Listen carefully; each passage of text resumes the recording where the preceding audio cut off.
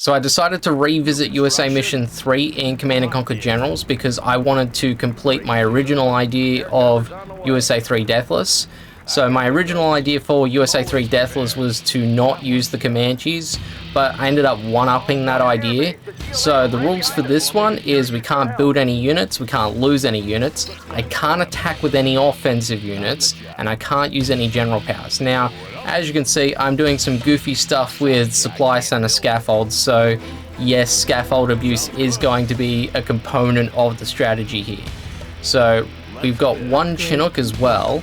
So with the one Chinook that we've got, we're going to send those over to the oil derricks, get the Rangers to capture the oil derricks, that way we increase the amount of funds we get, and then once we drop off those Rangers, we can continue to gather those resources. Now, with the units created at the end, it will say 1 unit created, and that's just because of the one Chinook that you start the mission off with. So just figured I'd let you know about that in advance. Now, we're going to speed through a lot of this as well because there's not a lot to this strategy here.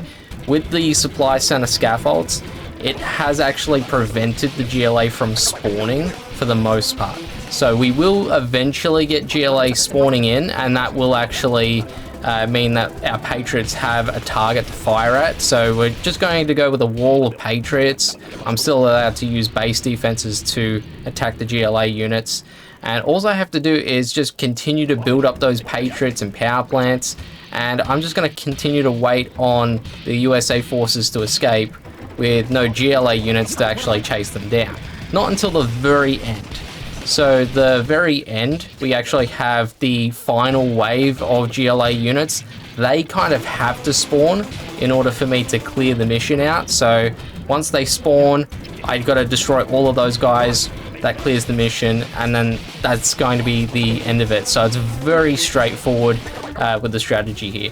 Now, one of the drawbacks to what we're doing is some of these USA forces get sort of frozen in place, so they'll just stay on the map wherever they are. I think it's because, you know, half of the group have escaped, and because they've gone off map, it's sort of bugged out the rest of the USA units that are on the map. I don't know if that's actually the case. That's just my theory on it, but that's the only thing I could really come up with. So yeah, now we're just waiting on the last push from the USA.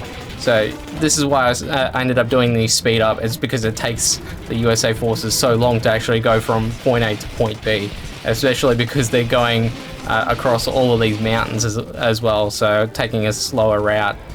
So once they cross the line, we will get the GLA forces as well trying to attack us. So after you hit 100. So here they are. Now, because we still had those supply center scaffolds, these GLA units are also kind of bugged out.